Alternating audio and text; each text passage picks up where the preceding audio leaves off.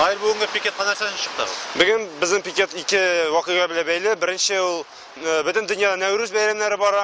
Без дә шул Нәүрүз бәйрәме белән котларга чыктык безнең халкыбызны. Без былтыргы кебек зур бәйрәм ясарга теләгәндек, урамда концерт оештырып, пловлар оештырып, әмма Казан хакимияте нидер сәбәпле безгә рөхсәт итмәде.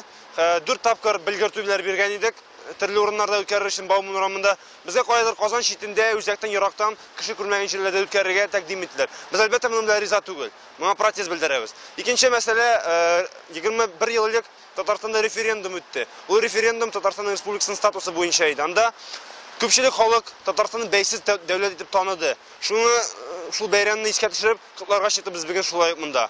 Һәм тагын беренче мәсьәлә, ул исә 24 март көнне 11:30-да Казанның Ирек мәйданында Татарстанны һәм татар халкын яклау митинги булачак. Ул митинг нәрсә белән бәйле? Монда Мәскәү тарафыннан Казанга, Татарстанга басым ясала башлады. Һәм дә миңа калса универсиададан Татарстанны бетерү ягын караячаклар. Без моңа каршы үз сүзебезне әйтергә чыктык. Һәм шулай белән бу митингда пикетта күренгәнчә, без халкыбызны чакырабыз шул пикетка чыгырга. Битара булмаган татарлар, пикетка митингка чыгыйк, үз сүзебезне әйтергә вакыт өчен. Ягъни 3 мәсьәләне күтәреп чыктык. Эш мәсьәлә.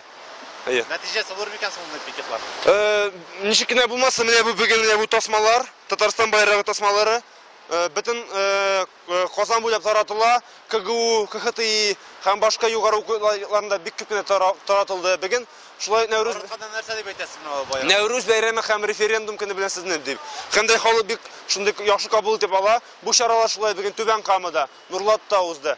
Шулай ук Чаллыда балалар өчен мәктәптә дәрес оештырдылар. Шул Нәүрүзгә һәм референдумга багышланган. Шуңа күрә без халкыбызның кайфын күтәреп, аны шул бәйрәмне онытмаска чакырга чыктык инде бүген.